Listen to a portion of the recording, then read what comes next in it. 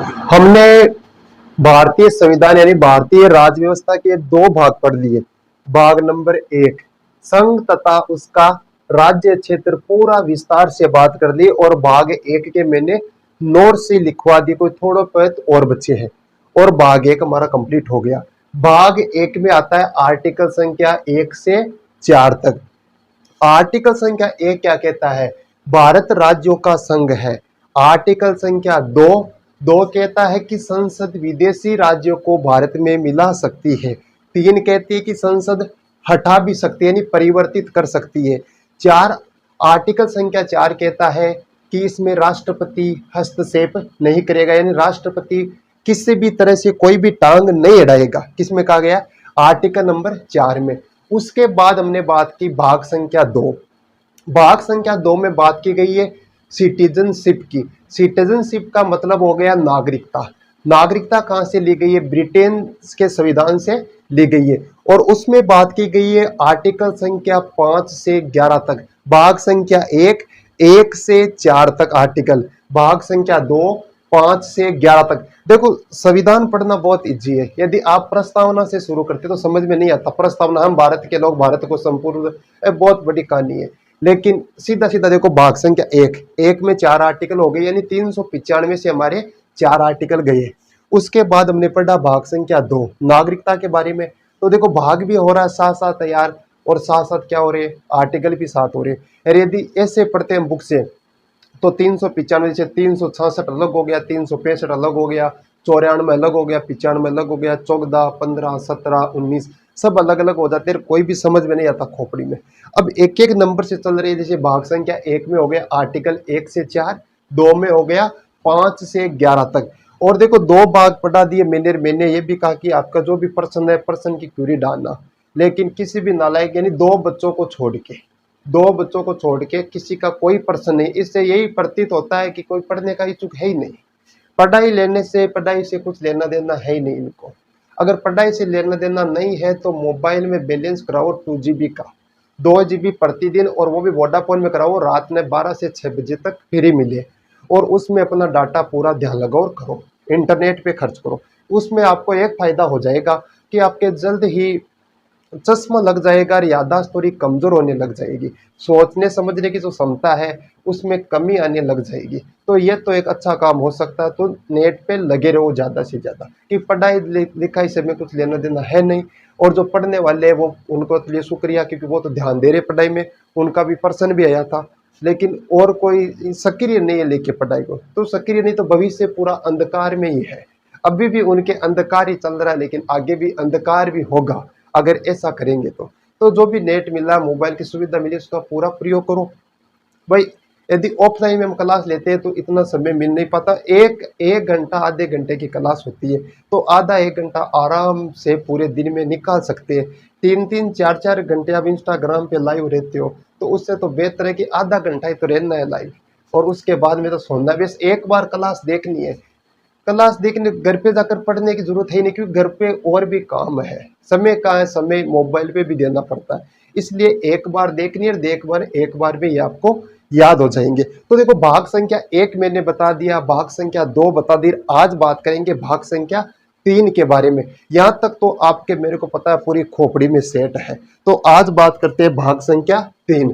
भाग संख्या 3, भाग संख्या 3 में क्या विषय रखा गया? जैसे भाग संख्या 1 में हो गया संघ तथा उसका राज्य क्षेत्र, तो भाग संख्या 2 में नागरिकता। भाग संख्या 3 में कौन से अधिकार हो गए? तो मूल अधिकार हो गए। कौन से अधिकार हो गए? तो भाग संख्या 3 में हो गए मूल अधिकार, फंडामेंटल राइट। फंडामेंटल राइट हो गया, यानी मूल अधिकार। अब देखो, मूल अधिकार किसे कहते हैं? जो देखो, नागरिकता हमने पढ़ी, तो नागरिकता में मैंने कहा कि नागरिकता 5 प्रकार से या 5 नियमों से हम नागरिकता ले सकते हैं। जैसे पहला नियम हमने जन्म के आधार पर पढ़ा था, जन्म के आधार पर पढ़ा। उसके बाद में वंश के आधार पर देशीकरण, देशीकरण के बाद में अलग अलग रजिस्ट्रेशन भी हमने करवाया। उसके बाद अर्जित भूमि के आधार पर भी हमने नागरिकता पढ़ी। लेकिन देखो, नागरिकता जो है वो जन्म से ही मिल जाती है, यानी जन्म के आधार पर ही आपको नागरिकता मिल सकती है। लेकिन माता या पिता दोनों में से एक भारतीय होना चाहिए। लेकिन मूल अधिकार में ऐसा नहीं। जो हमारे मूल अधिकार होते हैं वो नैसर्गिक होते हैं। नैसर्गिक, संविधान की भाषा में कहते हैं नैसर्गिक, और नैसर्गिक का अर्थ होता है कि आपको जन्म के बाद में मिलते हैं, यानी जन्म से नहीं मिलते, जन्म के बाद में आपको जो अधिकार मिलते हैं उन्हें कौन सा अधिकार कहते हैं? मूल अधिकार होते हैं। मूल अधिकार कैसे होते हैं? नैसर्गिक होते हैं। पहला पॉइंट हो गया कि मूल अधिकार नैसर्गिक होते हैं। जो हमारे मूल अधिकार है भाई, मूल अधिकार हो गए, तो बताओ जो मूल अधिकार कहाँ से लिए गए हैं या किस देश के संविधान से लिए गए हैं? तो ये लिए गए हमारे यूएसए, उषा, उषा नहीं है यूएसए, क्या है? यूएसए से लिए गए हैं, यानी अमेरिका के संविधान से लिए गए हैं। और जो ये हमारा मूल अधिकार है, मूल अधिकार को क्या कहते हैं फ्रेंच भाषा में? कौन सी भाषा में? फ्रेंच भाषा में। फ्रेंच भाषा में कौन सा कार्टा कहते हैं? तो मैग्ना कार्टा कहते हैं। कौन सा कार्टा कहते हैं? मैग्ना कार्टा कहते हैं। देखो तीन चीजें बताई मूल अधिकार में। पहला बताया कि मूल अधिकार कैसे होते हैं? नैसर्गिक होते हैं, जन्म के बाद में मिलते हैं। ठीक है, जन्म के बाद ही मिलेंगे मूल अधिकार। और क्या बताया मैंने? और बताया कि मूल अधिकार कहाँ से लिए गए हैं? तो यूएसए से लिए गए हैं। यूएसए से लिए गए हैं, यूएसए से लिए गए हैं। उसके अलावा मैंने बताया कि जो मूल अधिकार है हमारे, वो कौन से? रूस में इन्हें क्या कहा जाता? तो रूस में इन्हें क्या कहते हैं? मैग्ना कार्टा कहते हैं। और बताओ जो हमारे मूल अधिकार है, इन मूल अधिकारों को हटा कौन सकता? जो भी हमें मूल स्वतंत्रता का अधिकार मिला हुआ, समानता का मिला, शोषण के विरुद्ध अधिकार मिले, जो भी अधिकार मिले हुए हमें, तो बताओ इन्हें हटा कौन सकता है? तो इन्हें हटाने का काम किसका है? संसद का है। किसका है? संसद का है। लेकिन आर्टिकल 20 और 21, आर्टिकल संख्या 20 और 21 को कोई नहीं हटा सकता। इतने सबसे मजबूत जो आर्टिकल है, आर्टिकल संख्या 20 और 21 को संसद भी नहीं हटा सकती। और जो भी हमारे मूल अधिकारी, इन्हें कौन हटा सकती है? संसद हटा सकती है। जबकि इन्हें निलंबित कौन कर सकता है? निलंबित का मतलब हो गया कि कुछ समय के लिए रोक देना, कुछ समय के लिए रोक देना। तो इन्हें निलंबित कौन कर सकते हैं? तो हमारे कौन से पिता? राष्ट्रपति। कौन सा पति? राष्ट्रपति। तो इन्हें राष्ट्रपति क्या कर सकते हैं? निलंबित कर सकते हैं। ये हो गए मूल अधिकार की सामान्य परिभाषा। और हो गए, मान लीजिए कि हमारा मूल अधिकार का हनन होता है, शोषण होता है, भेदभाव होता है, तो इनकी रक्षा कौन करेगा मूल अधिकारों की? तो मूल अधिकार की रक्षा करने के लिए हमें कौन से कोर्ट में जाना पड़ेगा? हाई कोर्ट और सुप्रीम कोर्ट में। तो मूल अधिकार का रक्षक किसे कहा गया है? तो मूल अधिकार का रक्षक किसे कहा गया है? तो हाई कोर्ट और सुप्रीम कोर्ट को। कौन से कोर्ट को?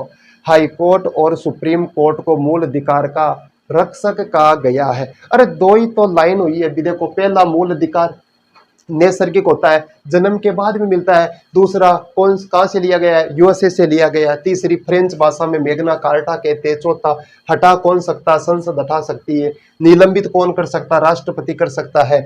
और इसका जो रक्षक है हमारे मूल अधिकारों का, हमारे मूल अधिकारों को किसने, यानी संविधान ने हमारे अधिकारों को जो बचा रखा है, वो किसने बचा रखा है?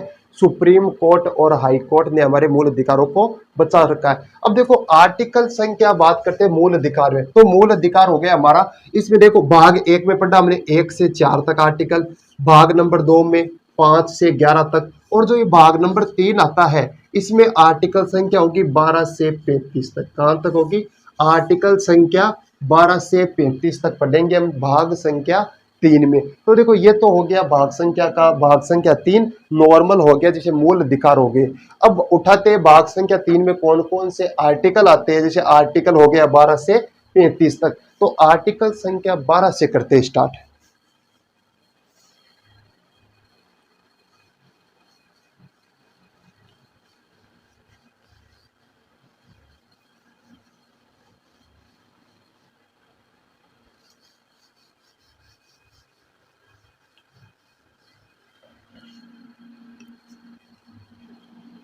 अब बताओ पहला प्रश्न, प्रश्न संख्या पहला बताओ, आर्टिकल संख्या 8 में क्या कहा गया है? कमेंट बॉक्स में आंसर देना है। आर्टिकल संख्या 8, आर्टिकल संख्या 8 में क्या कहा गया है पहला तो ये बताना है। और जो नागरिकता है, हमारी नागरिकता कहाँ से ली गई है? किस देश के संविधान से ली गई है?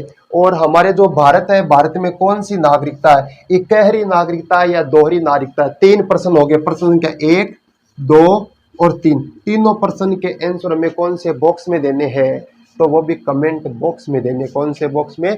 कमेंट बॉक्स में देने। तो देखो ये अब भाग संख्या 3 स्टार्ट करी दी, तो आर्टिकल भी शुरुआत कर सकते हैं। तो सबसे पहले जो आर्टिकल आता है, आर्टिकल आता है 12 से 35 तक। कहां तक आता है? आर्टिकल संख्या 12 से 35 और भाग संख्या 3 कौन सा राइट हो गया? फंडामेंटल राइट, यानी मूल अधिकार। और बताओ मूल अधिकार का रक्षक किसे कहा जाता है? सुप्रीम। आया हुआ प्रश्न है, यूपीएससी में आया हुआ है, यूपीएससी सीएससी वाला एग्जाम उसमें आया हुआ है कि मूल अधिकार का रक्षक किसे कहा गया है? किसे कहा गया है? तो हमारे हाई कोर्ट और सुप्रीम कोर्ट को कहा गया है। तो देखो सबसे पहले देखो भाग संख्या 3 में आर्टिकल नंबर 12, कौन सा आर्टिकल? तो आर्टिकल संख्या हो गई 12। यहां लिख दो आर्टिकल, आर्टिकल, आर्टिकल, आर्टिकल संख्या 12। तो आर्टिकल संख्या 12 में कहा गया है परिभाषा। बताओ किसकी परिभाषा? मूल अधिकार की परिभाषा। किसकी परिभाषा? मूल अधिकार की परिभाषा किस में कहा गया है? आर्टिकल संख्या 12 में। किस में कहा गया है? आर्टिकल संख्या 12 में मूल अधिकार की परिभाषा है। तो आपसे यदि प्रश्न पूछा जाए बताओ आर्टिकल संख्या 12 में क्या है, तो आपको यही बताना है आंख के दोनों बंद करके कि क्या है? परिभाषा है। किसकी परिभाषा है? मूल अधिकारों की परिभाषा है। तो आर्टिकल संख्या 12 हो गया कंप्लीट। आर्टिकल संख्या 12 के बाद में आता है 13। आर्टिकल संख्या 12 के बाद में कौन आता है? तो आर्टिकल संख्या 12 के बाद में आता है 13। और 13 में क्या हो गया? अल्पीकरण। कौन सा करण? अल्पीकरण। आर्टिकल संख्या 13 में हो गया अल्पीकरण। संविधान की भाषा में हो गया अल्पीकरण। तो अल्पीकरण का अर्थ क्या होता है? अर्थ होता है अल्पीकरण का कि जो हमें अधिकार मिले हुए, जो भी हमारे को जो अधिकार मिले हुए हैं, क्या मिले हुए हैं? अधिकार मिले हुए हैं, तो इन अधिकारों का इतना प्रयोग नहीं करना है, इतना प्रयोग नहीं करना है कि हमारी वजह से कोई दूसरा व्यक्ति क्या हो? परेशान हो। हमें जो भी मूल अधिकार मिले हुए, समानता का, स्वतंत्रता का, जो भी अभिव्यक्ति सभा करने का, संगठन, जो भी जितने भी अधिकार मिले, मैं बता दूंगा आर्टिकल संख्या 12 से 35 में कौन कौन से है। कोई भी अधिकार मिला हुआ है तो उन अधिकारों का इतना प्रयोग नहीं करना है कि हमारी वजह से कोई दूसरा व्यक्ति क्या हो? परेशान हो। तो इसमें कहा गया कि अल्पीकरण का मतलब यही होता है कि आर्टिकल जो हमारे अधिकार मिले हुए, इन अधिकारों का इतना प्रयोग नहीं करना है कि हमारी वजह से कोई दूसरा व्यक्ति क्या हो? परेशान हो। उसे क्या कहते हैं? अल्पीकरण कहते हैं। जैसे मान लीजिए कि आपको अधिकार मिले हुए है स्वतंत्रता का, और आप चले गए किसी के बेडरूम में और घुस के जाकर वहां कह रहे हैं कि मेरे को स्वतंत्रता का अधिकार है, मैं आजाद हूं, कहीं भी आ जा सकता हूं। तो ऐसी स्थिति में आप उसके अधिकारों का क्या कर रहे हो? मूल अधिकार का हनन कर रहे हो। तो क्या नहीं करना है? अल्पीकरण का उल्लंघन नहीं करना है। यह हो गया आर्टिकल संख्या 13। आर्टिकल संख्या 12 परिभाषा। मूल अधिकारों की क्या है? परिभाषा है। अरे साथ साथ में बोलो, क्या बोलो? जय बोलो। साथ साथ में बोलना है आर्टिकल संख्या 12 मूल अधिकार की परिभाषा, आर्टिकल संख्या 13 अल्पीकरण। उसके बाद में आता है आर्टिकल संख्या 14। आर्टिकल जो संख्या 14 है उसमें क्या गया है? इसमें कहा गया है कि विधि के समक्ष समानता, विधि के समक्ष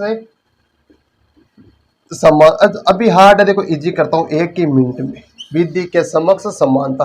अरे विधि का अर्थ क्या होता है? कानून। विधि का अर्थ होता है कानून। कानून की कसम, भारत माता की कसम, चिंगुम के चंगुल से बचना यम पॉसिबल। अरे उस मोटू पतलू में उस चिंगुम ने बता दिया कि कौन सा कानून और कौन सा अधिकार मिले हुए, यार आपको ये चीजें पता नहीं है। तो क्या गया है? कानून। विधि के समक्ष समानता, यानी कानून सबके आगे समान है। कानून क्या है? सबके लिए क्या है? कानून समान है। अमीर हो, गरीब हो, ऊंचा हो, नीचा हो, टेढ़ा हो, चौड़ा, जो भी हो, XYZ, उनके लिए कानून सबके लिए क्या है? समान है। तो विधि के समक्ष समानता, कानून सबके आगे बराबर है। कानून की कसम, भारत माता की कसम, तो कानून सबके लिए क्या है? बराबर है, समान है। लेकिन जहां भी ये लेकिन आ जाता तो कुछ ना कुछ पंगा होगा। ये लेकिन आ गया तो पंगा जरूर होगा। क्या होगा? पंगा होगा। इसमें कहा गया कि राष्ट्रपति, कौन सा पति? राष्ट्रपति और कौन सा पाल, राज्यपाल, कौन सा पाल, राज्यपाल। राष्ट्रपति और राज्यपाल, इनके लिए एक तो फौजदारी मुकदमा, इनके लिए जो सैन्य कानून होता है, जो फौजदारी मुकदमा चलता है सेना का, एक तो वो नहीं लगेगा इन पे, और इन्हें कोई गिरफ्तार नहीं करेगा। क्या नहीं करेगा? इन्हें गिरफ्तार नहीं करेगा, ना ही इन पे फौजदारी मुकदमा नहीं चलेगा। लेकिन देखो इसमें कहा गया कि विधि के समक्ष समानता, कानून के लिए सब क्या है, बराबर है। लेकिन तभी तो ये आया। अब आपसे प्रश्न पूछा जाएगा, बताओ राष्ट्रपति राज्यपाल के लिए विधि के समक्ष समानता में आर्टिकल में कहा गया, बताओ इनके लिए क्या समान कानून का प्रयोग किया जाएगा क्या? ऐसे प्रश्न आएंगे। तो वह आएगा राष्ट्रपति और राज्यपाल। इनके लिए एक तो फौजदारी, फौजदारी, कौन सा दारी, फौजदारी, और एक हो गया हमारे गिरफ्तार, और इन्हें गिरफ्तार भी नहीं किया जा सकता। कब तक नहीं किया जा सकता? कोई तो सीमा होगी, सीमा है। जब तक ये ऑन द स्पॉट ड्यूटी पे है, जब ये ऑन ड्यूटी है या ऑन ड्यूटी रहेगा राज्यपाल और राष्ट्रपति, तब इन्हें गिरफ्तार नहीं किया, क्योंकि राष्ट्रपति के पास क्या है, समाधान की शक्तियां। आर्टिकल 72 तो पढ़ा होगा। अरे अभी 72 क्या, आर्टिकल 4 के बारे में भी पता नहीं है, तो 72 तो बहुत दूर की बात है। 72 अभी दूर है, अभी दिल्ली दूर है। तो कहा गया है कि राष्ट्रपति के पास क्षमा करने की शक्ति है। तो राष्ट्रपति के जैसे मान लीजिए कोई भी मुकदमा लगा, तो राष्ट्रपति क्या कर लेगा, क्षमा कर लेगा। तो इन दोनों को पहले ही बाहर निकाल दिया कि तुम्हारे ऊपर फौजदारी और गिरफ्तारी का कोई मुकदमा नहीं लगेगा, आप जब तक ऑन द ड्यूटी हो। जिस दिन आप ड्यूटी से हटे, उस दिन के बाद आप ये मुकदमा चल सकता है। तो ये कौन सा हो गया, आर्टिकल संख्या 14। बताओ आर्टिकल संख्या 12 में क्या बात की गई है? आर्टिकल संख्या 12 में क्या गया है कि मूल अधिकार की परिभाषा, कि राज्य के संदर्भ में, देश के संदर्भ में, जो हमारे राज्य हो गए, स्टेट हो गए, उनके संदर्भ में जो हमारे मूल अधिकार है, उनकी परिभाषा किसमें कहा गया है? आर्टिकल संख्या 12। उसके बाद में आता है आर्टिकल संख्या 13। 13 में कहा गया है, 13 अल्पीकरण। कौन सा करण? अल्पीकरण। अल्पीकरण का मतलब हो गया कि आप अपने मूल अधिकारों का प्रयोग इतना नहीं करेंगे कि आपकी वजह से कोई दूसरा व्यक्ति क्या हो, नुकसान में हो, प्रॉब्लम में हो, चिंता में हो। आर्टिकल संख्या 14 कहता है कि विधि के समक्ष समानता। किसके समक्ष समानता? विधि के समक्ष समानता, कानून के आगे सब क्या है, बराबर है, लेकिन राष्ट्रपति और राज्यपाल को छोड़कर। ये हो गए आर्टिकल 3 तक हो गई, आर्टिकल 12, 13, 14। अब बात करते हैं अगला आर्टिकल। तो अगला आर्टिकल आता 14 के बाद में तो 15 आता होगा, तो आर्टिकल संख्या 15।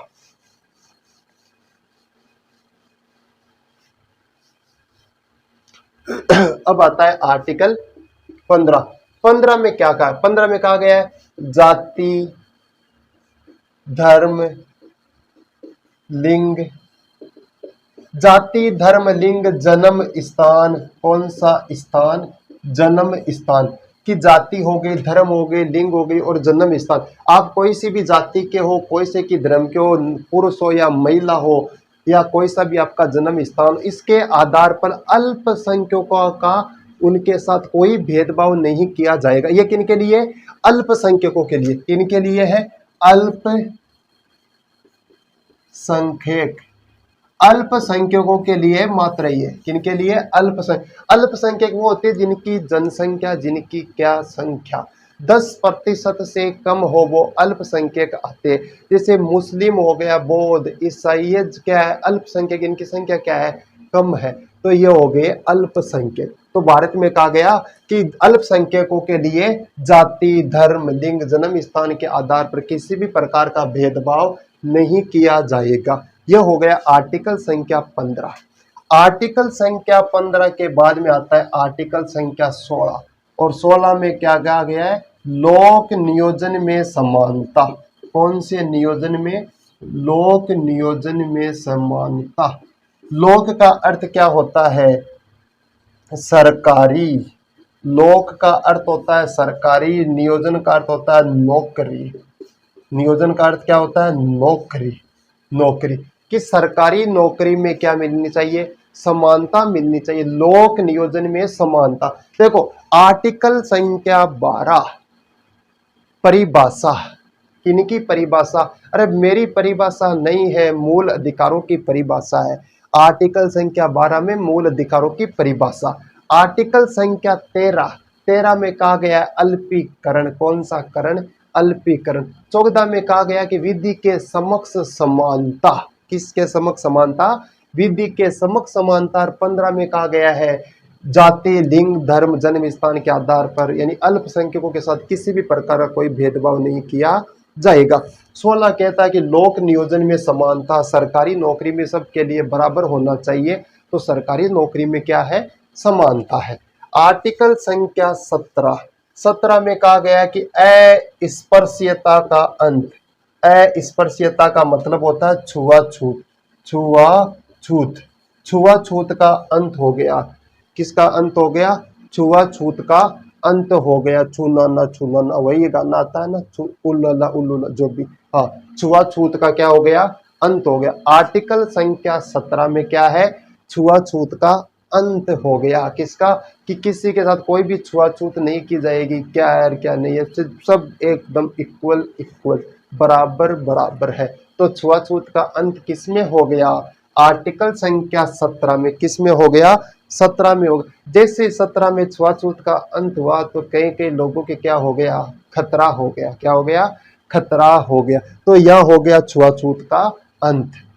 देखो कितनी इजी है पॉलिटी, एकदम नॉर्मल पड़ी है। 16 लोक नियोजन में समानता। 17 अस्पृश्यता का अंत। किसका अंत? अस्पृश्यता का अंत।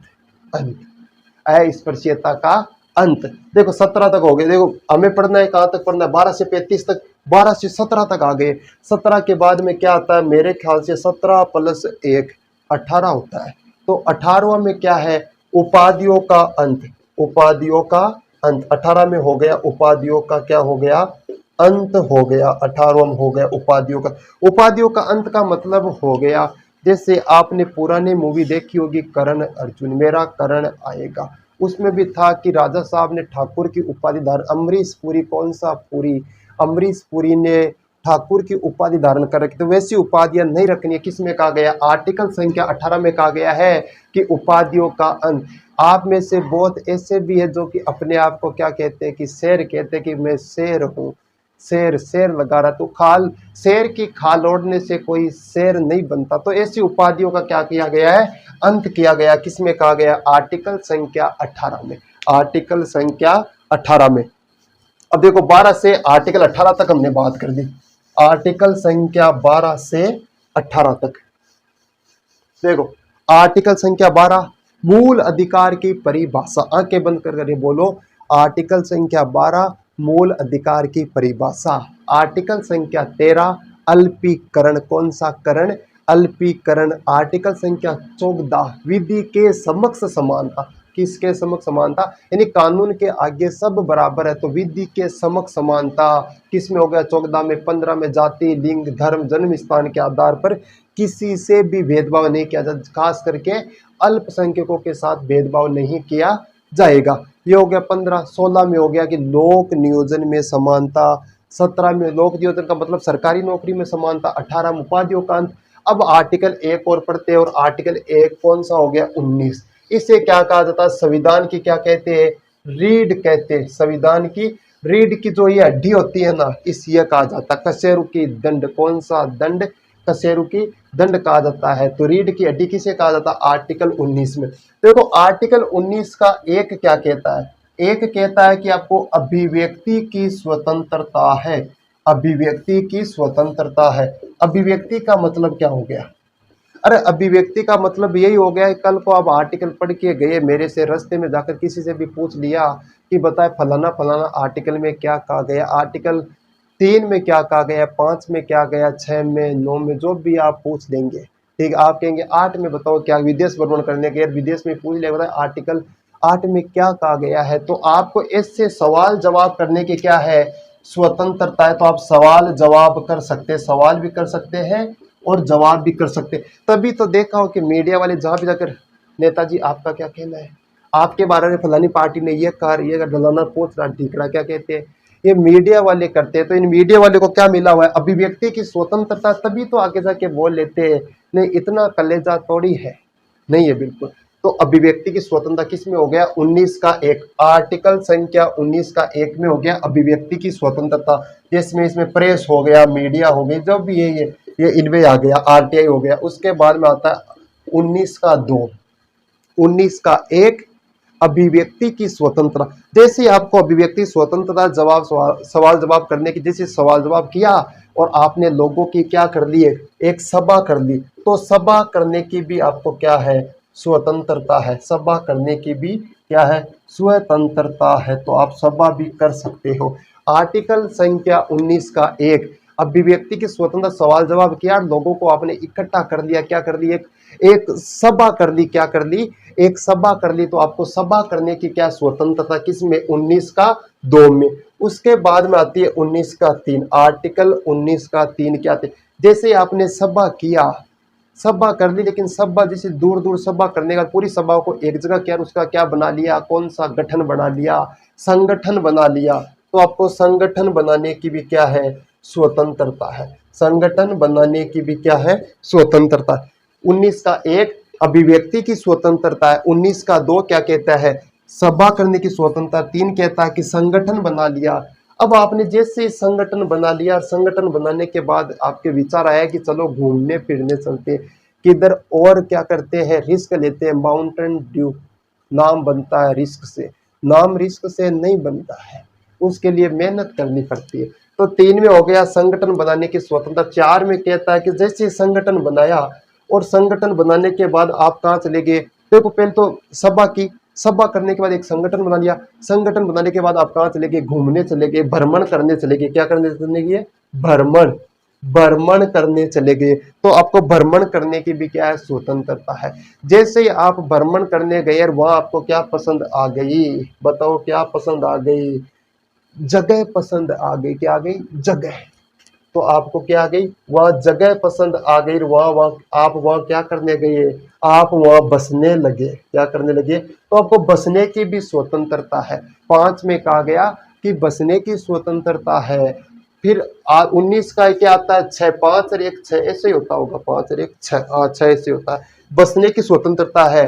जबकि 6 क्या कहता है? जैसे आप वहां बसने लगे, तो वहां बसने के बाद आपने सोचा कि एक प्लॉट खरीदते हैं, संपत्ति खरीदते हैं, तो आपको संपत्ति का भी खरीदने की क्या हुआ? स्वतंत्र संपत्ति का भी आपको अधिकार है।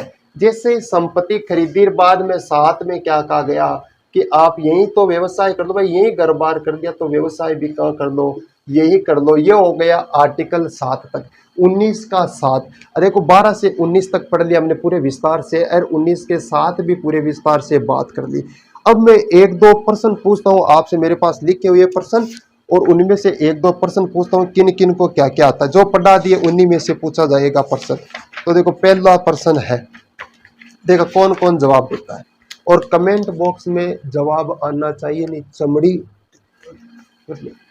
देखो पहला प्रश्न, सिक्किम भारत का राज्य एक राज्य बनाया गया था। सिक्किम भारत का एक राज्य बनाया गया था। बताओ कब बनाया गया? प्रश्न का देखो ऑप्शन है 30वें संविधान संशोधन द्वारा, 32वां संविधान संशोधन द्वारा, और तीसरा है 35वां संविधान संशोधन द्वारा, चौथा ऑप्शन है 42वां संविधान संशोधन द्वारा, और 5वां ऑप्शन है इनमें से कोई नहीं। बताओ इनमें से कोई नहीं। तो इनके लिए बताओ क्या आंसर होगा? इनमें से कोई नहीं। ये प्रश्न आया हुआ है बीपीएससी प्री में आया हुआ है। कहाँ आया हुआ है? बीपीएससी प्री में आया हुआ है। पहला प्रश्न, 4 ऑप्शन हो गए। पहला ऑप्शन हो गया 30वां संशोधन, 32वां, 35वां, 42वां, इनमें से कोई नहीं। देखते हैं कि आंसर क्या आता है। दूसरा प्रश्न है, बताओ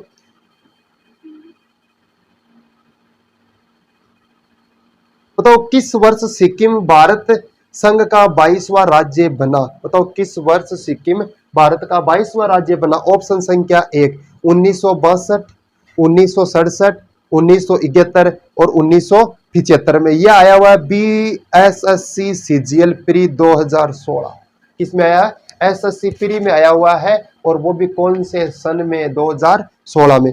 अगला प्रश्न है, भारत में संघ शासित प्रदेशों की संख्या कितनी है? यानी केंद्र शासित प्रदेशों की संख्या बताओ।